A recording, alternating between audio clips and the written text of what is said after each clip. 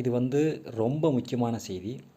இது அனைத்து கட்சிக்காரங்களுக்கும் இந்த செய்தி கொண்டு செல்லணும் அப்படிங்கிறது இருக்குது. என்ன அப்படின்னா வந்து ஒவ்வொரு கட்சிக்கும் ஒவ்வொரு கொள்கை இருக்குது, ஒவ்வொரு கோட்பாடு இருக்குது, ஒவ்வொரு நிலைப்பாடு இருக்குது. அரசியல் பண்ணுறதுக்கு பல விதம் இருக்குது, பல விஷயங்கள் இருக்குது. தமிழ்நாட்டை பொறுத்த வரைக்கும் வந்து பல கொள்கை சார்ந்த, மத்திய அரசு சார்ந்த கொள்கைகள், மாநில அரசு சார்ந்த கொள்கைகள் எல்லாம் இருக்குது. ஆனால் வந்து சமீப காலமாக வந்து ஒரு மோசமான அரசியல் தமிழ்நாட்டில் கட்டமைக்கப்படுது அப்படிங்கிறத ஒவ்வொருத்தரும் புரிஞ்சுக்கிட்டு இதை வந்து முக்கியமான செய்தி புரிஞ்சுக்கணும். அது என்ன அப்படின்னா வந்து சமீப காலமாக தமிழ்நாட்டில் பேசக்கூடிய பொருள் என்ன அப்படின்னா வந்து, அதாவது ஆளுங்கட்சி மேலே குற்றச்சாட்டு வைக்கலாம், இல்லைன்னு சொல்லலை. அவங்க மேலே குற்றச்சாட்டு இருக்கும், அவங்க நிறை குறைகள் இருக்கும், இல்லாமல் இருக்காது. ஆனால் சமீப காலமாக ஒரு குற்றச்சாட்டு வைக்கிறாங்க. என்ன அப்படின்னா வந்து பெண்களுக்கு தமிழ்நாட்டில் பாதுகாப்பு இல்லை அப்படிங்கிறது. இது வந்து மிக மோசமான குற்றச்சாட்டு. மிக மோசமான குற்றச்சாட்டு அப்படின்னா வந்து அது பொய். அதையும் தாண்டி பெண்களுக்கு பாதுகாப்பு இல்லை அப்படிங்கிறத அந்த இதை முன்னெடுக்கும்போது வந்து இங்கே வந்து வேறு ஒரு விஷயத்தை முன்னெடுக்கிற மாதிரியான சூழ்நிலை ஏற்படுது. எதன் அடிப்படையில் சொல்கிறேன் அப்படின்னா, இது எதனால் இந்த காரணங்கள், அதாவது இந்த பெண்களுக்கு பாதுகாப்பு இல்லை அப்படிங்கிறது வந்து தாவேகா வரவுக்கு பிறகு தான். அவங்க வந்ததுக்கப்புறம் தான் ஒரு மோசமான அரசியலை முன்னெடுக்கிறாங்க, பெண்களுக்கு பாதுகாப்பு இல்லை அப்படின்னு சொல்லிட்டு. சமூக வலைதளங்களில் முழுக்கது வந்து தவறான விஷயங்களை பெண்களுக்கு எதிராக இருக்க மாதிரி ஒரு கட்டமைப்பை ஏற்படுத்தி அதை செயல் திட்டமாக செயல்படுத்துகிறாங்களோ, அதை இவங்களே செய்கிறாங்களோ அப்படிங்கிறத நான் ஏற்கனவே சந்தேகமாக சொல்லியிருந்தேன். அப்போ இது வந்து பல காலகட்டத்தில் வந்து அரசியல் அந்த தேர்தல் நேரங்களில் வந்து பேசும் பொருளாக இருக்கக்கூடியது வந்து ஒரு மதுவிலக்கு சார்ந்தது, இல்லை மத்திய அரசு கொண்டு வந்த மொழிக் கொள்கை சார்ந்தது இருக்கும். ஆனால் அங்கே பெண்களுக்கு உண்மையிலே பாதுகாப்பு இருக்கா இல்லையா அப்படின்னு கேட்டிங்கன்னா வந்து அங்கங்கே சில பிரச்சனைகள் நடக்குது அப்படிங்கிறது வந்து அது வந்து நம்ம ஒப்பீட்டளவில் வந்து தமிழ்நாட்டில் ரொம்ப குறைவு. அப்படி பாதுகாப்பு இல்லாமலாம் கிடையாது. பாதுகாப்பு முழுக்க தமிழ்நாட்டில் பெண்களுக்கு பாதுகாப்பு இருக்குது. அங்கங்கே சில தவறுகள் நடக்குது. அது எதன் அடிப்படையில் அப்படிங்கிறது வந்து பார்க்க வேண்டியது இருக்குது.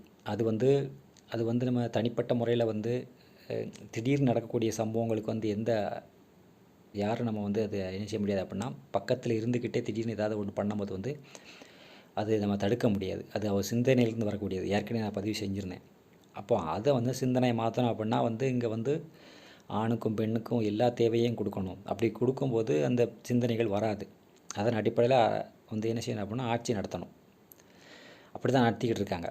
அங்கங்கே நடக்கக்கூடிய விஷயங்களில் வந்து அது வந்து கண்டுபிடிச்சி போலீஸ் வந்து அது தண்டனை கொடுத்துக்கிட்டு இருக்காங்க, அது பார்த்துக்கிட்டு இருக்காங்க. ஆனால் வந்து திட்டமிட்டு ஒரு பொய்யான பரப்புரையை இங்கே பண்ணிக்கிட்டு இருக்காங்க. பரப்புரை பண்ணதே மாத்திரம் கிடையாது, இதை வந்து அவங்களே செஞ்சுட்டு இதை வந்து இந்த அரசு மேலே குற்றம் சாட்டுவதற்கான பார்த்துக்கிட்டு இருக்காங்களோ அப்படிங்கிற சந்தேகம் ஏற்படுது.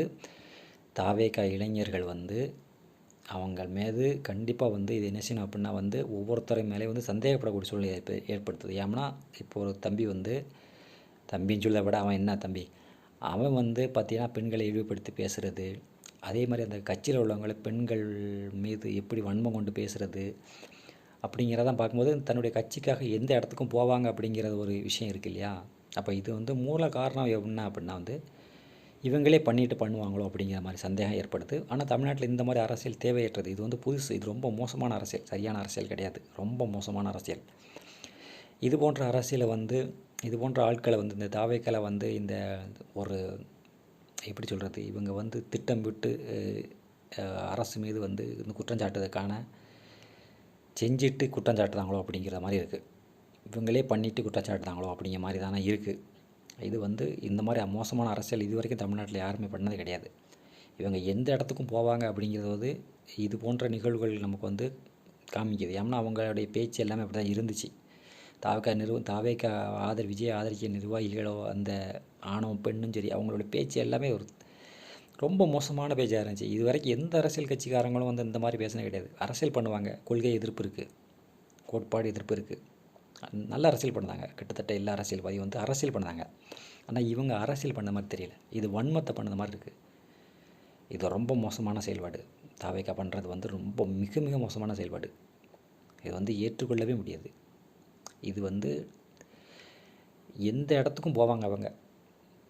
அதனால் வந்து ஒவ்வொருத்தரும் புரிஞ்சுக்கிட்டு தாவேக்காவை மாத்திரம் வந்து கண்காணிக்கணும். இந்த பக்கத்தில் இருந்துக்கிட்டு தாவேக்காரனா விஜய் ஆதரவாளர் அப்படின்னா வந்து அவன் மேலே சந்தேகப்படணும். அவன் எந்த நேரத்தில் எதை செய்வானே நம்மளால் கணிக்க முடியாது. ஏன்னா அவங்க மனநிலை அந்த அளவு தான் இருக்குது. ஏன்னா தன்னுடைய வீட்டில் உள்ளவங்களே நான் விஷம் வச்சு கொல்லுவேன், என்ன நான் விஜய்க்கு வந்து கணவனோடு இருந்துட்டு போயிடுவேன். ஒருத்தன் பேசதான் வந்து நான் வந்து அடுத்த ஜென்மத்தில் வந்து விஜய்க்கு பொண்டாட்டியை பிறக்கணும் அப்படின்ட்டு. இதெல்லாம் வந்து எந்த இடத்துக்கு போகிறாங்க அப்படின்னா அவங்க மனநிலை பாதிக்கப்பட்ட நிலையில் தான் இருக்காங்க. அதனால் புரிஞ்சுக்கிட்டு இதை ஒருத்தருக்கு ஷேர் பண்ணுங்கள். இந்த செய்திகள் எல்லாத்துக்கும் கடத்துங்க. இவங்களுடைய மனநிலையை வந்து வெளிப்படுத்தணும். இவங்களுக்கு வந்து தமிழ்நாட்டில் வந்து இவங்களை வந்து ஒரு வித்தியாசமாக பார்க்கணும். தாவேக்காரங்களா அப்படின்னு சொன்னாலே வித்தியாசமாக பார்க்கக்கூடிய சூழ்நிலை. ஏன்னா அவங்க மனநிலை அப்படி தான் இருக்குது. மனநிலை வந்து ரொம்ப மோசமாக இருக்குது. புரிஞ்சுக்குவாங்க, ஷேர் பண்ணிக்கோங்க. இதில் ஏதாவது உங்களுக்கு நான் சொல்லக்கூடிய கருத்தில் ஏதாவது மாற்று கருத்து இருந்துச்சுன்னா நீங்கள் கமெண்டில் சொல்லுங்கள். சரியா? அடுத்த வீடியோவில் சந்திப்போம். நன்றி.